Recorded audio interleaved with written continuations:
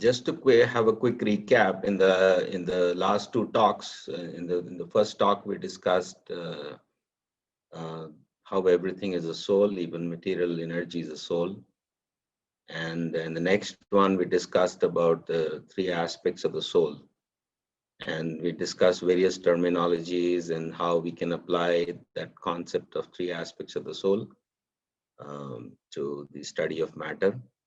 And we discussed how only one of those three aspects is currently studied in modern science, and that aspect is objects and their properties. And there are two other aspects which we talked about. One is a structure, the other one is a structure of function, the other one is purpose. Those two things are not studied in modern science. And one more thing that's not studied is that even objects and properties have hierarchy. So out of the three categories that we attribute to the soul, only one category is studied, and that category also is studied in a non-hierarchical manner, which means that you only study physical objects, but for instance, senses are not objects, mind is not an object, and so on. So what we'll do today is we'll dive a little bit deeper into the science of matter, or the study of matter in how it's described in Vedic philosophy, and we'll try to pick up some of the threads from where we picked up, and we'll go a little bit deeper into the nature of Sankhya philosophy, Vaiseshika philosophy, Nyaya philosophy, and so on. And we'll touch a little bit upon Vedanta also. So how all these philosophies come into the study of matter is extremely important, and that's what we'll try to do today. So as we have talked about, there are three aspects of the material energy. We gave them various names last time. We call them Hladini, Sandhini, Samvit. We call them, contextual, individual, and universal. We call them opportunity, desire, and ability, and so on. So these three aspects of the material energy are also present in the description of study of matter. They are called Maya, Prakriti, and Shakti. So as we had talked about last time, we can speak of these things as emotion, cognition, and relation. So Maya is the emotional conditioning of the material or that aspect of material energy which constitutes our emotional conditioning. Now, what we mean by emotional conditioning is essentially, in English, you can say taste. So we have taste for certain kind of books, we have taste for certain kind of music, we have taste for certain kind of art, we have taste for certain kind of relationship, certain kind of conversation, and so on. So all these tastes, they lead to something we call desire. And that taste and distaste. So if you get what you like to experience or what you taste, what is according to your taste, then you become happy. And if you get something that is not in according to your taste or your desire, then you become unhappy. So Maya literally means that which is not. And this taste or this desire, it appears as a covering of the soul. And this covering essentially gives the sense that I am not something. So what am I not? I am not knowledge, I'm not knowledgeable, I am not attractive or pretty, beautiful, I am not powerful, I am not famous, I am not wealthy. In this way, there are several kinds of conditioning that we will see a little bit more in detail. So I am not a lot of things, okay? And this I am not basically makes the soul feel inferior. And when that sense of inferiority is created, a sense of incompleteness, a sense of something is missing or something is absent, that is called Maya. And that manifests immediately into a desire that I should want to become complete, I should want to be perfect, I should want to be, overcome that absence by filling my life with whatever I think incomplete. So if I think I am a poor man, then immediately that desire arises that I should acquire some wealth. And so then the next thing may be, well, to acquire wealth, I am also not knowledgeable. So then I should get educated. Then once I have some wealth and knowledge, and I might feel, oh, I'm not attractive, so I might go and buy good clothes and so on. So in this way, this emotional conditioning or Maya is conditioning everybody. And the basic property of Maya is everybody is feeling inferior or incomplete in some way or the other. And it doesn't matter how much wealth or knowledge or beauty or fame or power you acquire, you will always feel inferior. You will always feel sad within. You will, so even the most famous people, the movie stars and so on, they're mostly depressed, even though they have so many things. Because this Maya is within us, it's not external. Okay, so this will always make people feel incomplete, inferior, and they will always feel unhappy. And the goal of spiritual life is essentially to get out of Maya. It is not to acquire a lot of wealth, it's not to knowledge, power, wealth, fame, so on, so on, but it is to get out of this feeling of inferiority. And that freedom from Maya is the freedom from emotional conditioning. So when that Maya ceases to exist, then a person becomes intrinsically happy, because the soul has the nature of happiness. So this is one of the three aspects. It makes you feel, it creates the desire. So once the desire is created, then there is something called Prakriti. To fulfill that desire, there is mind, intelligence, there are senses, senses of knowledge, senses of action, there is intellect, there is ego, and so on. So this Prakriti is a separate, is the next layer on top of Maya, you can say. And it is comprised of various kinds of, even Prakriti has many varieties in it, just like Maya or emotional conditioning or has a lot of variety. Similarly, our senses have a lot of variety. So human senses are not as powerful in smell, for example, as compared to dog senses, or our eyes are not as powerful as compared to eagle's eyes, or our vision is not as good as the bat vision. So that's all called Prakriti. And then the third element, so the Maya is the emotional component, Prakriti is the cognitive component, and Shakti is the relational component. So when you see, for instance, a society, or you see an organization, or even your bodily structure, that structure is comprised out of atoms which are produced by Prakriti. So the combination of these atoms, which creates a specific type of body, that is due to the Shakti. So any kind of organization that you see, it may be bodily organization, social organization, or even an institutional organization, any kind of system or organization that you see, that is the byproduct of Shakti. So these three terms are used interchangeably. Maya, sometimes the material energy is called Maya, sometimes called Prakriti, sometimes called Shakti, and so on. But they have very different meanings and connotations. So now another unique thing about this description of matter is that everything is not found in every Vedic text. So Maya is predominantly discussed in Shaiva Tantras, Prakriti in Vaishnava Tantras, and Shakti in Shakta Tantras. So Shaiva Tantra, for example, they describe Maya as further comprised of 5 subcomponents. So we talked about Raga. Raga is one of the components. We talked about limited set of likes and dislikes. So this is just one of the components. So similarly, there is a limited potential for knowledge. I cannot know everything. Everybody feels I cannot do this. I cannot learn this. I am incapable of this. I am born in a certain place, so I am conditioned to be in, according to that place. I'm born a certain time or age, so I have to live according to that age. I'm born in a certain country, so I have to follow the, limitations of that country or conditioning of that country. So there are 5 different divisions. We can, spend a very long time just discussing these kinds of subdivisions, but we don't have the time, so we'll just stop here. But the basic point is that what we call our personality is actually a material entity. It's a material covering of the soul.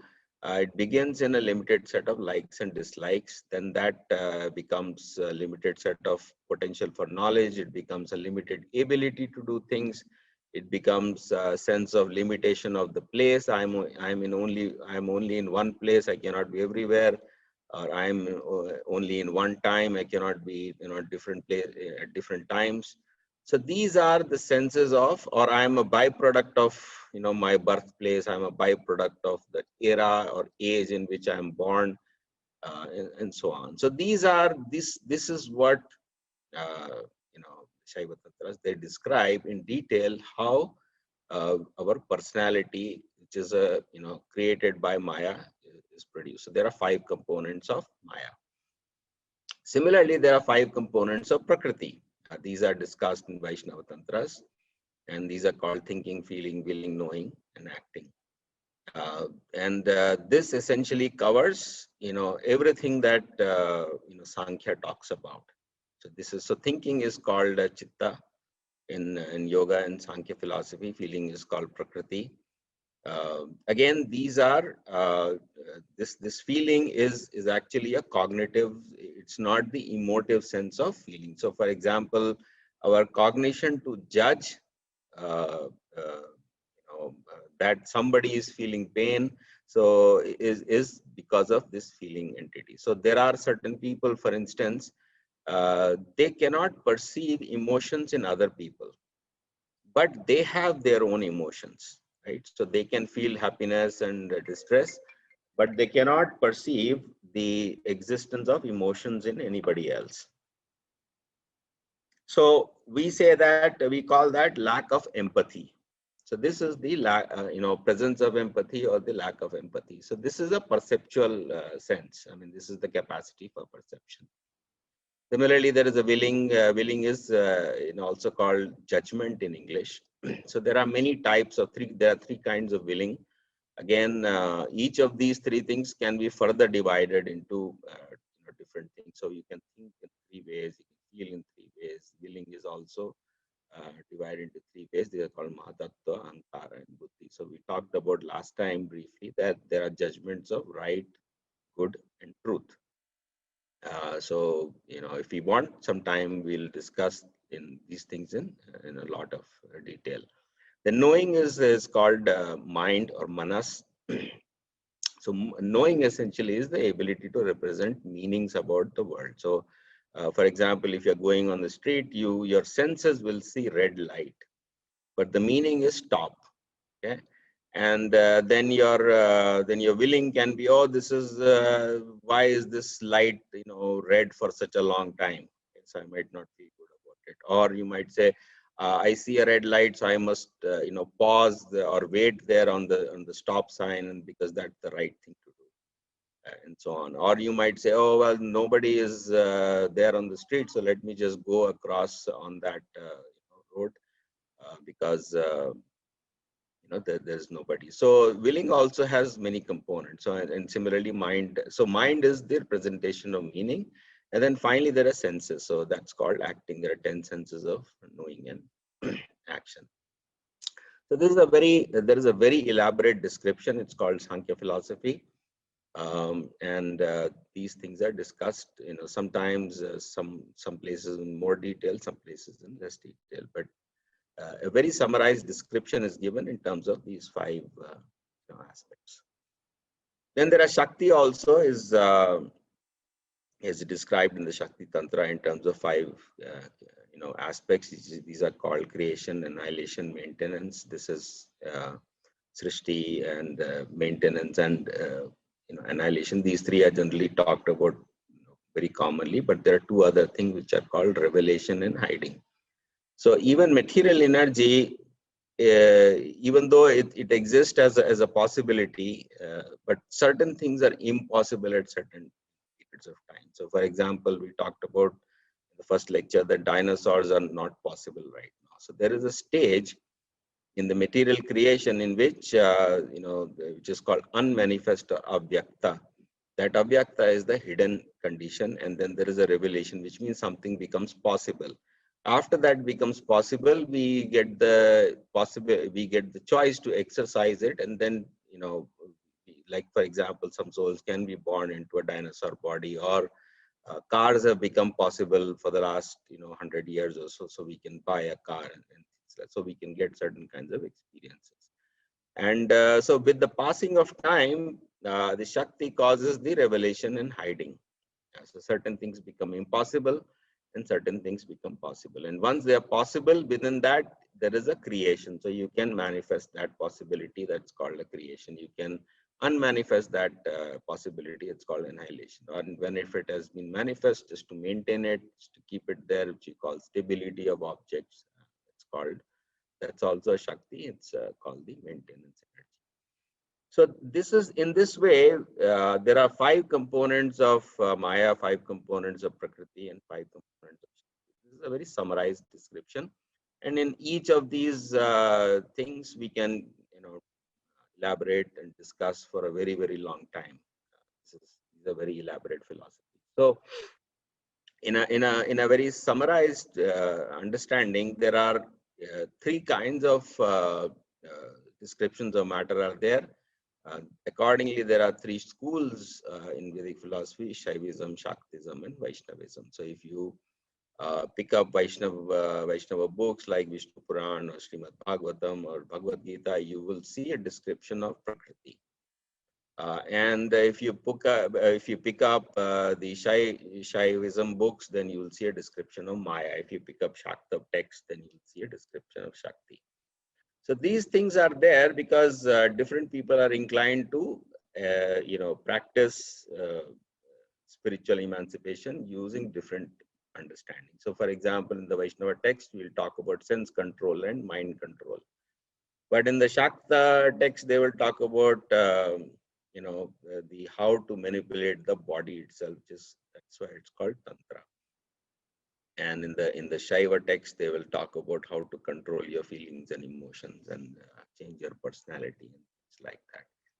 So again, this study of Maya is also understood as a study of Tamoguna. Shakti is understood as a study of Rajaguna, and study of Prakriti is understood as Sattva-guna.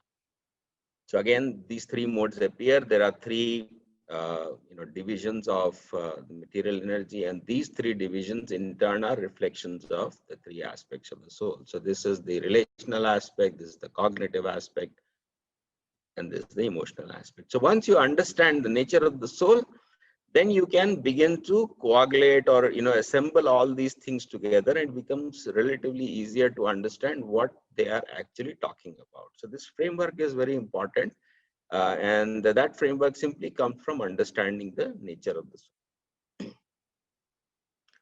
So we have just looked at these 3 things. Now let's look at some of these things in a summarized manner. So these modes that we talked about, they have they interpenetrate each other, right? So so once these let's say Maya, Shakti, and Prakriti are created, within that there will be further subdivisions of because each of these are personalities. So Prakriti is a personality, Shakti is a personality, Maya is a personality. So within them again there will be 3-fold division. And this division of the division, this continues indefinitely.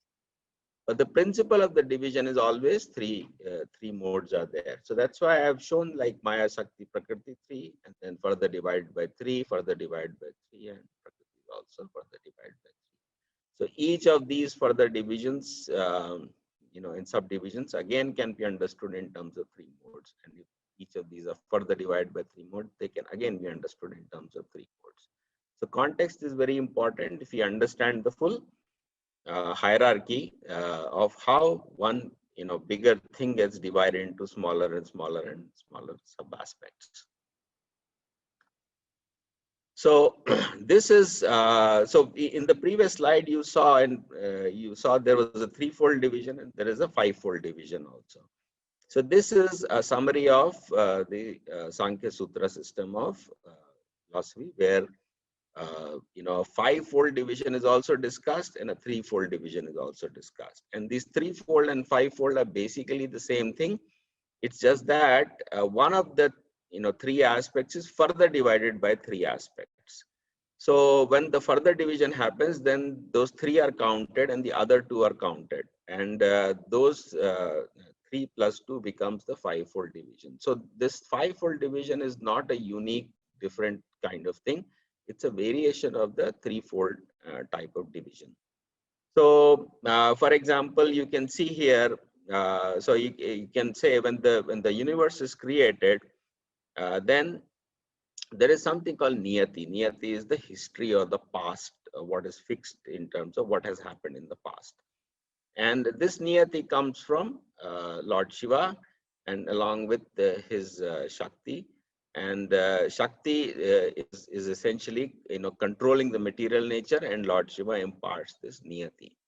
And the soul is injected by Lord Vishnu. It's a glance of Lord Vishnu. So this is the soul. And this niyati or history comprises of three things, which is called the Sukshma Sharira, or the causal body. And this causal body has three components. They're called Chitta, Guna, and Karma. So this is a very elaborate system. There is a book I am bringing out sometime later this year. It's called it's a commentary on Sankhya Sutra. So if we read that, you can see all these things. So there are three components. This is the cognitive component, emotive component, and the relational component. So there are certain individual impressions which constitute our abilities. So the chitta is essentially the ability. From that ability, if you have certain abilities, then from that arises a certain desire. From that desire arises certain opportunity, and there's a fulfillment of that opportunity. So this is the said to be the causal body. The whole thing is called niyati. The whole niyati is a part of time. So and in the case of Prakriti, this is the description of Prakriti, right? So there is something called universal possibility of pradhana, and when the chitta is injected into it, then something called karan is created. So there is a personality called Karanodakshai Vishnu, and he creates this individual. So pradhana is universal, right? So there is only one pradhana for all the universes, but for each soul there is a when the soul is injected into that, then karan is an instrument. So material energy becomes the instrument of the soul, and then there is something called prakriti. And once these things once the individual destiny is merged into it, then actually conscious experience begins. So sometimes in yoga philosophy and Sankhya philosophy, they'll talk about waking experience, dreaming experience, and deep sleep experience. So the conscious experience is basically the waking experience and the dreaming experience. So once we get into this study, this is this conscious experience, this brown box at the bottom. This is see if I can highlight this.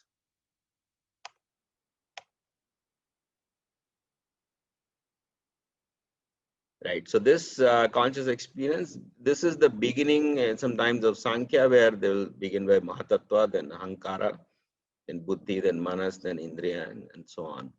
And this is the what you call prior stage to that. And these prior stages are manifest because of individual impressions, individual habits, and individual destiny, which are collectively called niyati. So again, you can see different kinds of threefold divisions. One is Vishnu, so this is Vaishnavism. There is Shaivism and there is Shaktism. Similarly, inside the subtle body, there is a threefold division. Similarly, in the Prakriti, there is a threefold division, and this paradigm continues. But what happens is sometimes they might say that this conscious experience is space and there is time, and then these three are included. So if you remember the fivefold divisions of Maya, they were described as the individual limitations of knowledge, the individual limitations of desire, and the limitations of ability. And then there is space and time. So in this way, there is a fivefold division and a threefold division, but basically there is threefold division, but through certain in certain philosophies, certain things are combined, because if you just give a certain, only a threefold division, it seems a little incomplete. So that's why these fivefold divisions are also used, but they are variations. So these slides are, we could spend literally, days and days just discussing the details of each of these things, but I'm just trying to give a summary overview that will help you read some books.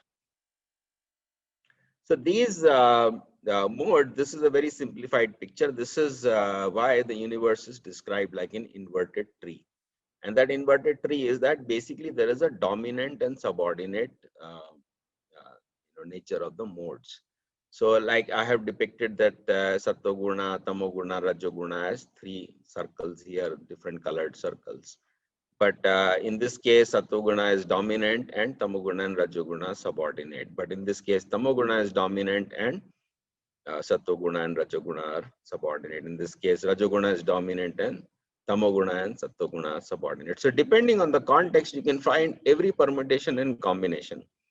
And this this creates a hierarchy of the modes, and every variety of, whether you call sensations or mind or thoughts or judgments, everything is in this tree. And this universe is simply described as a tree. It's a very it's a conceptual description in which it's simply constructed out of the three modes. And whereas in certain philosophy, they will dive into the details of what is mind, what is senses, what is properties, what are sense objects. And then there is a simplified description where they say it's all nothing but the three modes, the combination of the three modes, which produce a hierarchical structure. So the whole universe is just like an inverted tree. So in Bhagavad Gita and in many places, there's a description of how the Rajoguna is, when the Rajoguna is dominant, then certain things happen. When Tamoguna is dominant, certain things happen. Sattoguna is dominant. So there is a discussion always about what is dominant and what is subordinate.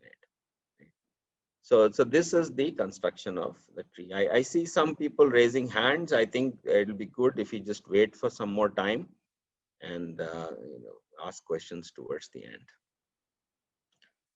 So now let's turn a little bit towards how we talked a little bit about the use of these three modes in the scientific language last time. For instance, we said purpose, structure, and object. We talked about some of these things. So these terms are not simply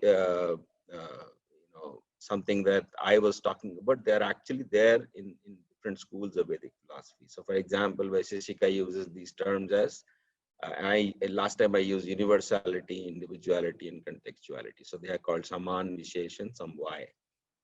Saman is the universal. So if you're looking at a cow, for instance, there is a concept called cow. That's the universality. That's called the Samana. And there is an individual cow.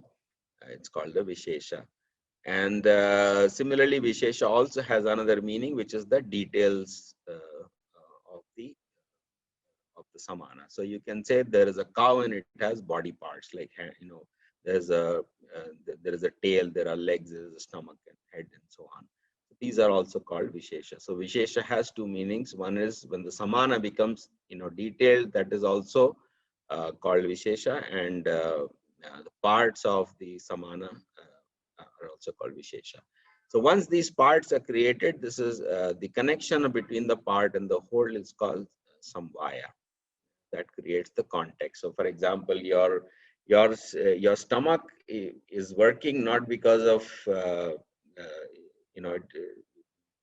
it has a certain role or functionality in the context of the whole body.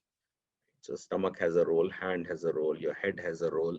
So you can think of this body as an organization or as a company. Just like there's a CEO, there are heads of different departments. Like that, all these individual parts of the body are also structured in a certain way that there's a hierarchical organization of the whole part. And the part has subparts and subparts for the subparts.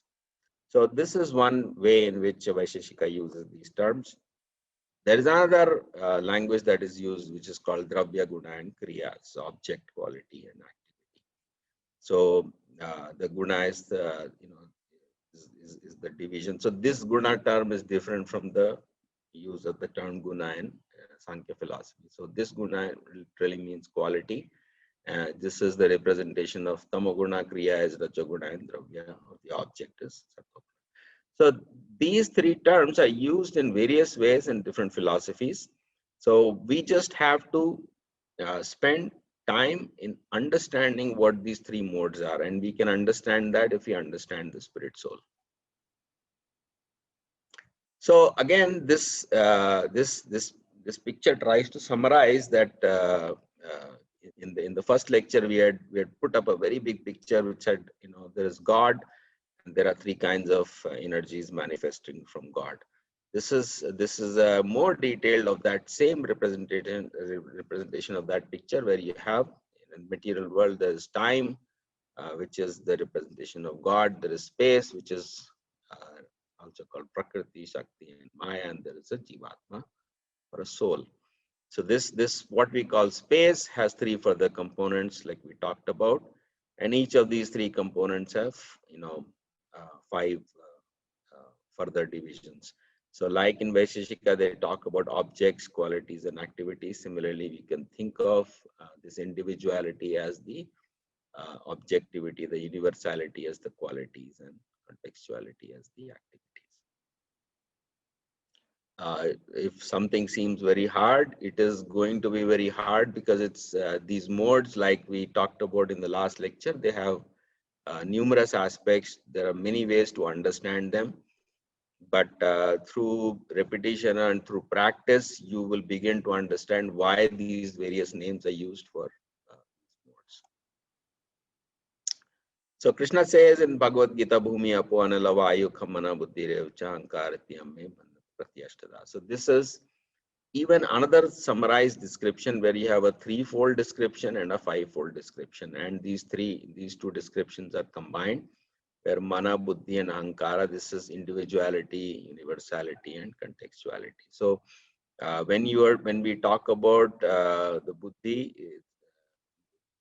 many Vedic texts describe that if you are looking at a table, for example, and you cognize that that is a table, that cognition comes because you have some memory of having seen tables in the past, and that memory is used to recognize that as a table. So that cognition or judgment, whether it's a table or not a table, that is the function of buddhi. Similarly, how to understand things in different contexts or situations, how to understand that contextuality comes due to the mind, which is like, for example, a red rose has a different meaning. It has the meaning of love.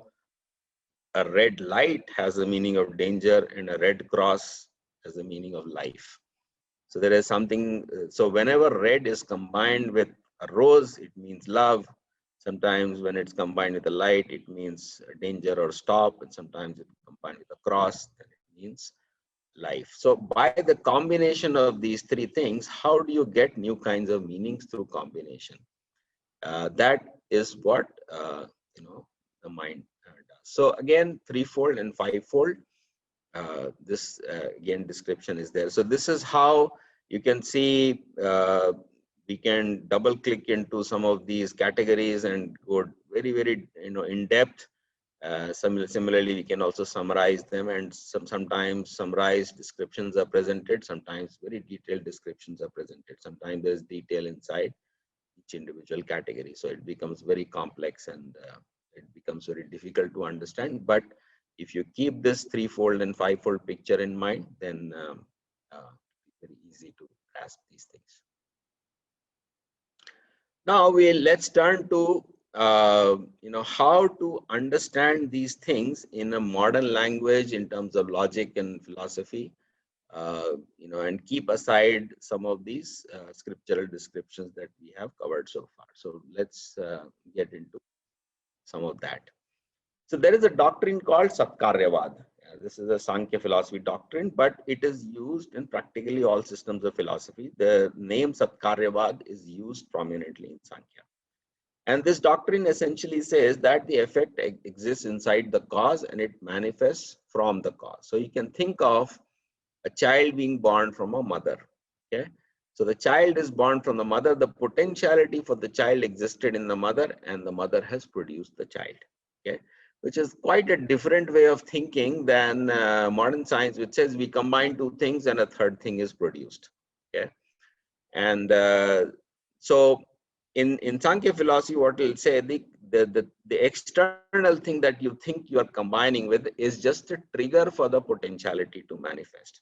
And I can give you an example. Let's say there is some potentiality for anger in everybody. Okay, and that anger exists inside you in an unmanifest form. But when somebody speaks some harsh words, that anger comes out of you. So should you say, you might sometimes say that, oh, I was triggered, you know, into that angry state because of what the other person said. And you can say, because he said, therefore I got angry.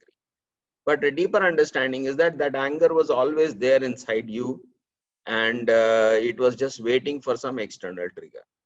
So there is a description of modern science which says that two things combine and a third thing is produced. And the same thing is described in Satkaryavad in a different way. It said the potentiality for something exists inside that thing, and external triggers can be there to manifest that thing. Okay.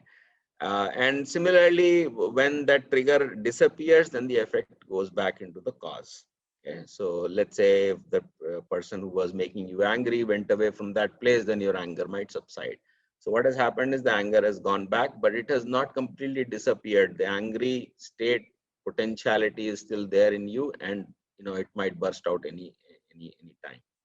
So again, Satkaryavad is also a whole part doctrine in which the parts are the effects and the parts are manifest from the whole. Okay, so this is how, for instance, you'll say Pradhana produces Prakriti, Prakriti produces Mahatattva, Mahatattva produces Ahankara, Ahankara produces Buddhi, and so on. So what is happening is, all these things are, you can think of like a box inside a box inside a box inside a box.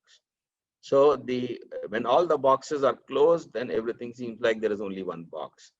But then the box opened and a second box comes inside from inside the first box. And then the second box opened and a third box comes out from inside so there, and then they can all go back into the original box. So this is a crude way to understand Satkaryavad. Of course, it's slightly more complicated, and we'll see that in a moment. The main problem in this description of a box is that everything is described as using two words, which is called non-separated and sometimes called non-different, sometimes also called non-dual.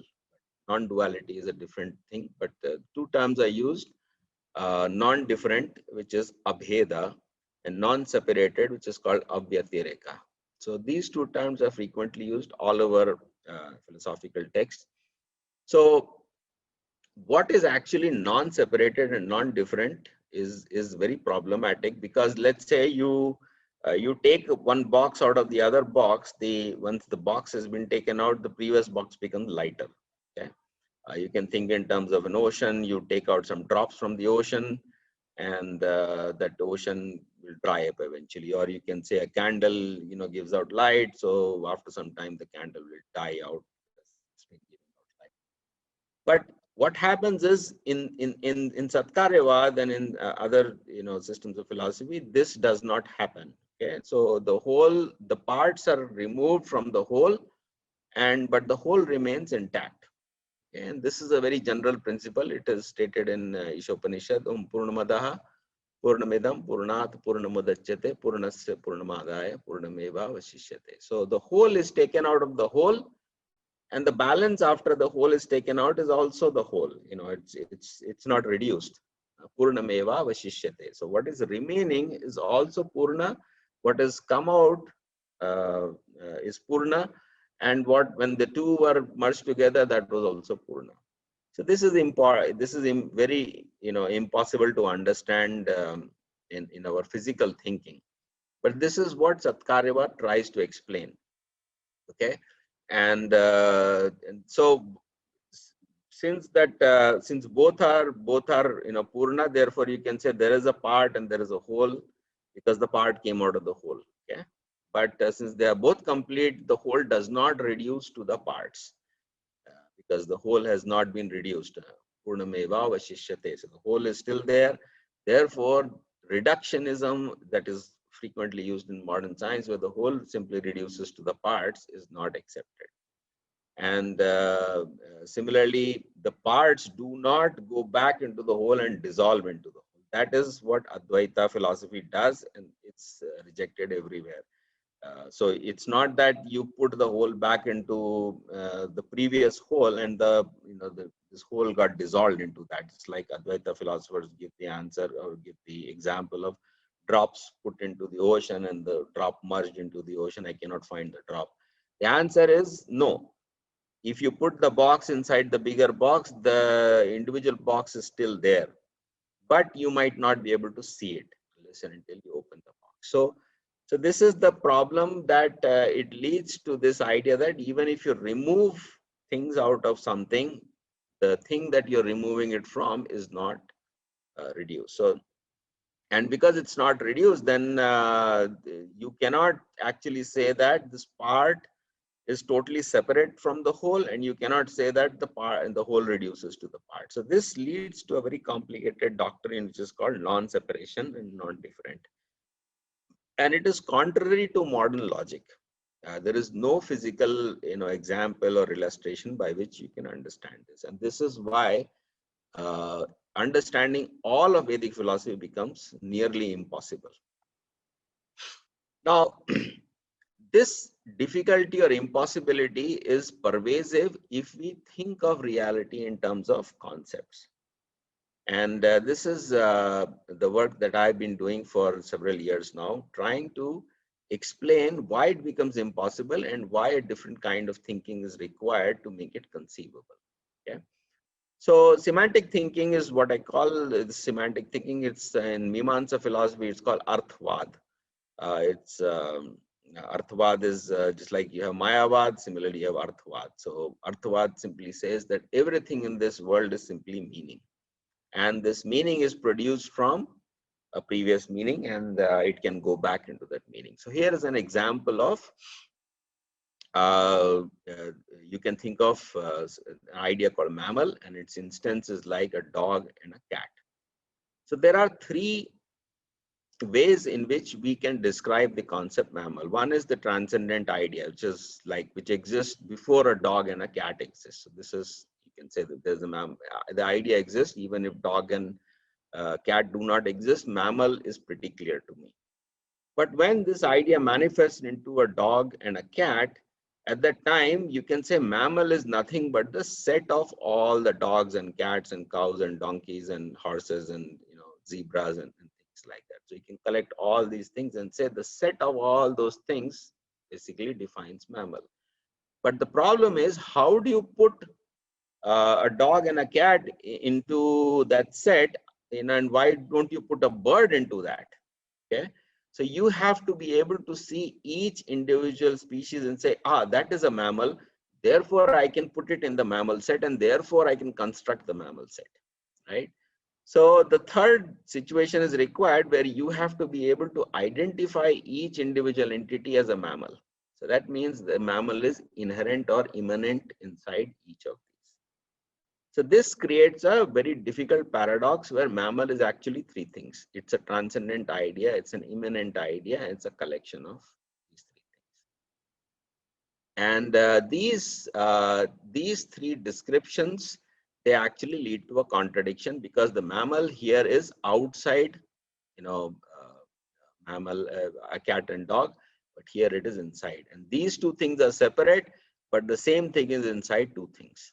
And this creates a lot of paradoxes in logic and set theory, which if you're interested, you can read some of the books that I've authored, talk about, this problem appears in mathematics, it appears in physics, it appears in every field of science, but I have just tried to represent that very simplistically through a simple picture. So here, mammal is three things. It's a transcendent idea, it's an immanent idea, and it's a collection of things. You could also say that the mammal idea is universality, dog and cat are individuality, and the collection is a contextuality. So the same three modes of nature appear in the understanding of every single concept. So if we want to understand what is non-difference, why it is what's called inconceivable, then we have to we have to use semanticism, and that makes the problem very evident. But the solution is not that evident immediately, but at least the problem becomes very evident that what do we mean by difference and non-difference. So these, because cat and dog are separate, so there is some bheda. Because both are mammal, therefore there is abheda. And because both of these things are manifested from a transcendent idea, therefore they are non-different. Similarly, because there is immanence, there is non-difference. So there are many kinds of non-difference also. It's a deeper topic. So what happens is that, as we saw, there is both difference and non-difference.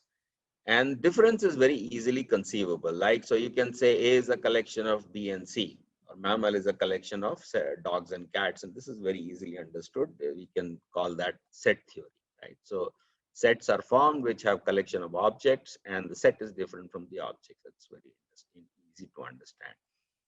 Similarly, you can say that A is outside both B and C. That's also very easy to understand. There are basically three objects which are all different from each other. So this is difference, and this is conceivable. Non-difference is that A is B, but B is not A. Just like you can say dog is a mammal, but mammal is not a dog.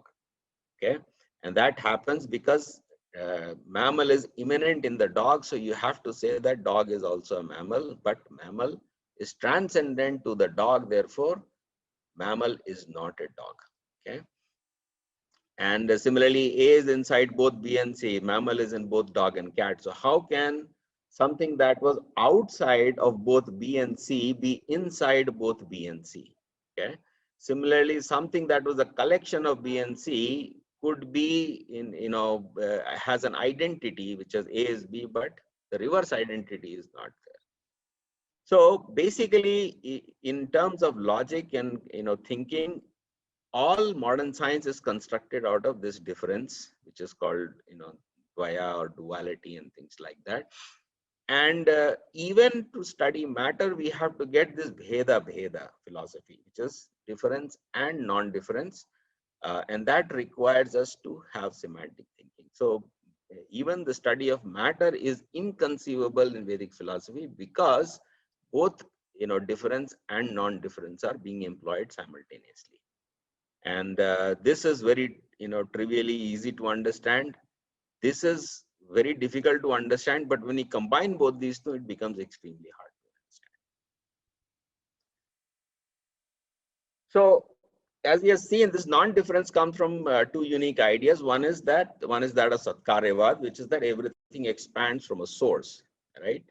And so the effect has expanded or come out of the cause, and after the expansion, the source is still fully intact, right? Om Purnamada Purnamidam Purnat Purnamadachyate Purnasya Purnamadaya. So yeah, after the full thing has been removed, the balance is still full, and you can't get that. So this is Satkaryavad.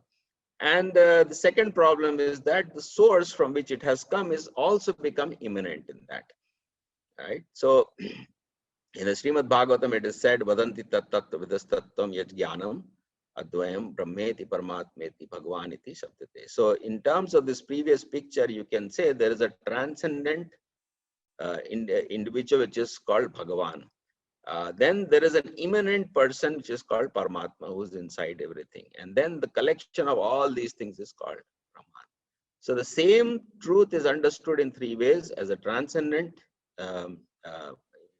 thing, as a collection of things, and as the immanence of that same transcendent thing inside each of the members of the collection. So this Brahman, Paramatma, and Bhagavan, Vadanti tat tattva vidas tattvam yaj jnanam advayam. So this jnanam advayam essentially means knowledge that is non-dual. And that non-dual is similar to non-difference or non-separated, basically. these three terms are used sometimes interchangeably, sometimes additional nuances are added. But basically, for our present discussion, we can say non-dual is non-difference and non-separated. And this non-duality essentially arises because of three ways of understanding the same. So going back to this, the source becomes immanent in the effect. Now, to explain all these things, there is only one way, which is you have to think in terms of concepts. And you have to stop thinking like somebody was mentioning in the first lecture, oh, this is not a new idea. This is just simply Platonism. There is a transcendent world of ideas. There are, ideas there in this world. It's not Platonism, because Platonism is very much conceivable. Because all it says, there is some idea and there is some substance, and the idea combines with the substance. In this case, there is absolutely no substance. Okay, there is simply, you can say, a transcendent idea which manifests, other ideas and then embeds itself into the thing it has manifested.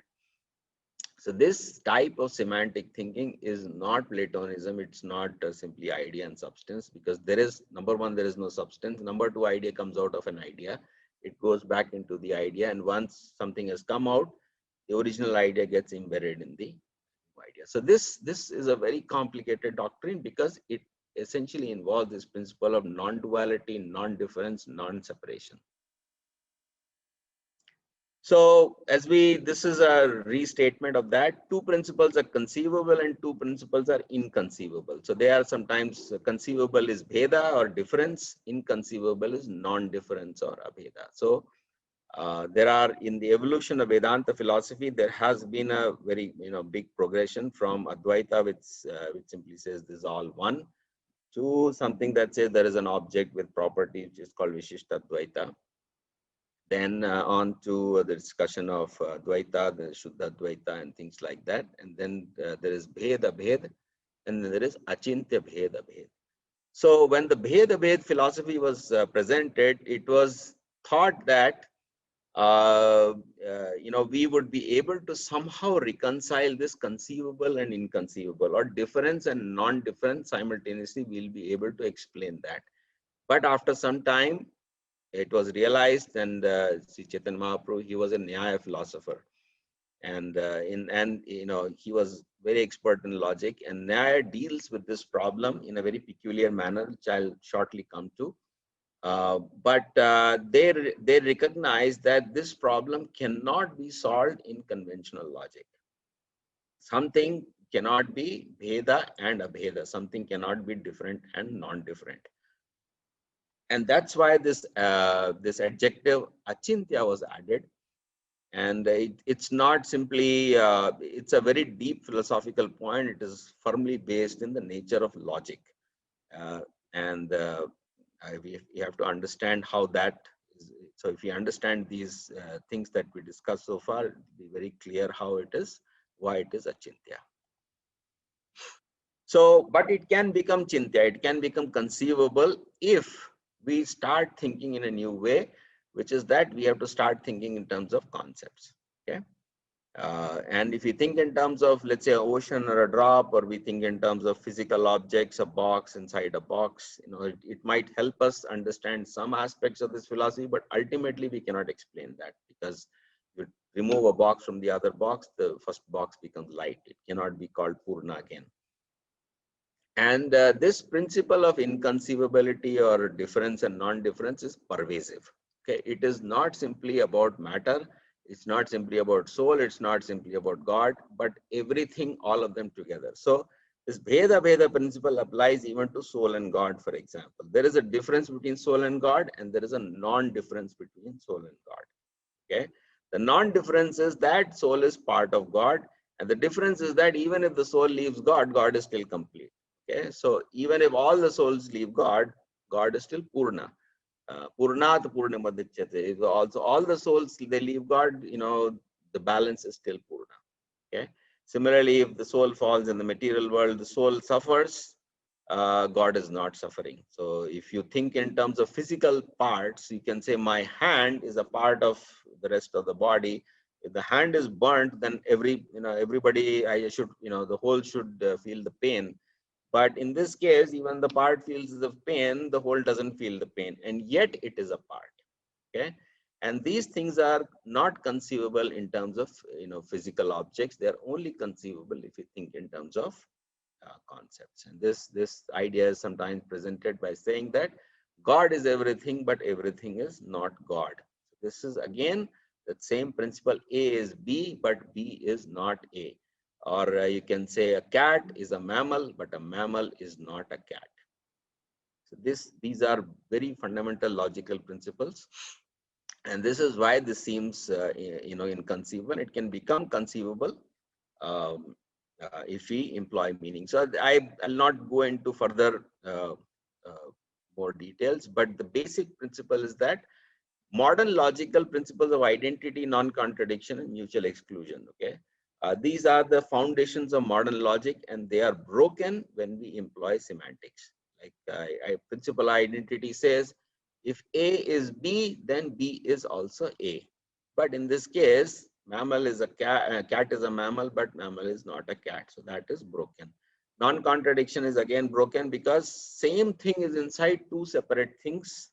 So how can one thing be inside two different things? That's a non-contradiction. Mutual exclusion is that both mammals and cats are actually both dogs and cats are actually mammals. So all these three principles of logic are broken, and this breakage of logic is what makes everything achintya. And that achintya comes because there is some difference and there is some non-difference, and the whole thing becomes inconceivable unless and until we revise our way of thinking. So Nyaya philosophy tries to solve this problem, and it has a very peculiar method of solving it. I'll not be able to go a lot in detail, but the simple illustration is that there is a whole and there are parts. And this whole and part have three different kinds of relationships. And some relationship is the relationship of is, some is a relationship of has, some is a relationship of does, and there are these things are called kriya and dravya and jnana and so on.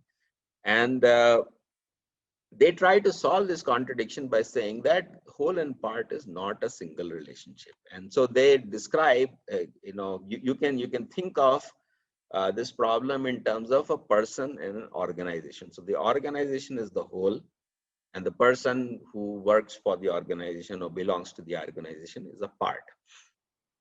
So if the individual leaves the organization is not destroyed. Okay, the organization is still there. But each part or each person can select to belong to a particular organization. So there is some choice in the part to become a part of a different whole. Okay, so there is parts can select a whole membership, but once they become the member of an organization, then the whole controls the part. Okay, so there is an aspect where whole doesn't reduce to the part, the whole controls the part, and parts can select the whole membership, right? So these are three different kinds of relationships, and they play a very key role in Nyaya philosophy.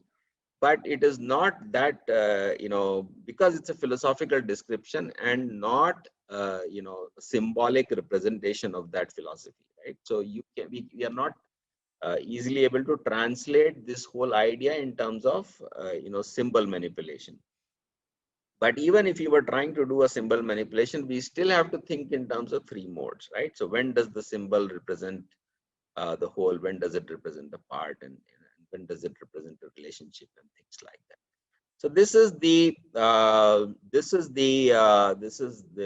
work that lies in front of us. Once we understand all these systems of philosophy, once we go through all the Vedic texts like Puranas and Tantras and different descriptions, we can whittle them down to a very simplistic understanding of, or simple, not simplistic, simple understanding of three modes of nature. Apply that to the study of matter. And then once we get into the philosophical aspects, we find things like Bheda and Abheda. We find things like Satkaryevad. We find transcendence and immanence. And to reconcile all these things, we need a different logical framework to think about these things. So Many people say that, okay, can we now, if we just understand Vedic scriptures, can we now start doing modern science? The answer is no. We can't start doing it because we don't have the right logic to do that today. Okay, and we don't have the right logic because it is a semantic way of thinking about the world. It is a thinking in terms of concepts. There is no historical precedent in which any society has thought of this reality in this way. There is no, even in the Indian tradition, it simply has been left at the point where it's called achintya or inconceivable. Okay. But if we adopt semantic thinking, we can understand why it is inconceivable and how it can become conceivable. Then we can pick up these philosophical systems and try to solve the problem. So the problem can be solved, but it is not. It's completely different to the nature of modern science, which is based on difference. So now I'll go back to the first slide that I presented 3 lectures ago, where we said there's a difference between Christian science and Vedic science, and that difference is this. In a Western religious context or a Christian science context, people accept modern science, in toto. People say, okay, biology is, this is what it is, and physics is, this is what it is, and there are constants of nature, and there's gravitational constant, Boltzmann constant, speed of light. So they accept the whole 9 yards of modern science, and the last bit they say, well, these constants must have been tuned by God. Okay. Whereas if you come to Vedic philosophy, this whole paradigm is rejected because it's not about, we are not accepting, we begin by rejecting logic itself. Then we begin, then we change the theory of or the nature of numbers. We change the conception of space and time, then we change our doctrine of reality. Then we change our paradigm of creation. And then we change our, understanding of matter. So everything is changed from ground up, from the nature of logic to those of numbers, to that of space and time, to causality, to every higher layer of construction is changed. It is not that you just take all of modern science and then say, okay, let's add soul and God and layers on top of that.